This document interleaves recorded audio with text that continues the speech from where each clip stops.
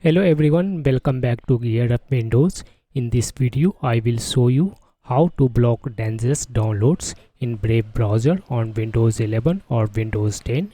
Brave includes built-in safe browsing protection that helps block malicious websites and unsafe file downloads. So let's get started. First, open Brave browser on your computer.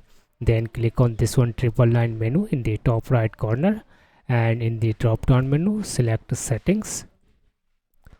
After that, select privacy and security in the left sidebar. On the right, click on this security option. Under safe browsing section, you need to select this option that says a standard protection.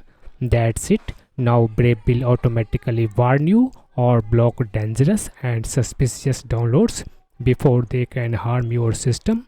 This helps protect your computer from malware and unsafe files. That's all for this video. Thanks for watching.